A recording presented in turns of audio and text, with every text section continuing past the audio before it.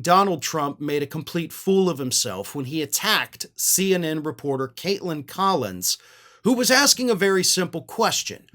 But here is how Donald Trump addressed her. Right after he and Bukele had been talking, he decided to take some questions, and he goes to Caitlin Collins and he says, quote, "Let's hear the question from this very low-rated anchor at CNN."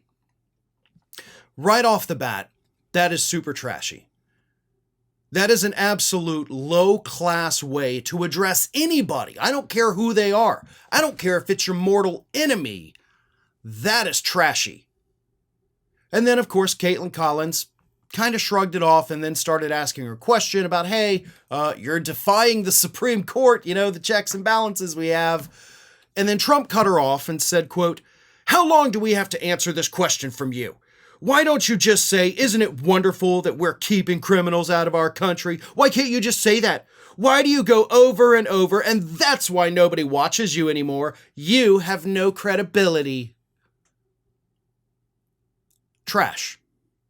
The man is absolute trash. He's trash with money, sure. But money can't buy you class, as anyone who's ever watched any episode of The Real Housewives of Anywhere knows.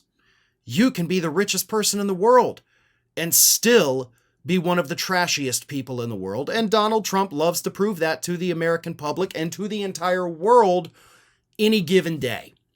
And another thing that I will tell you was exceptionally trashy, and this may seem a little weird, but bear with me on this. The setting. When you had Donald Trump sitting there, El Salvadoran President Bukele next to him, also, by the way, not wearing a suit, but he didn't called out like Volodymyr Zelensky did. But anyway, what was behind them? And this was the first thing I noticed about that little get-together. Behind him, nothing but gold.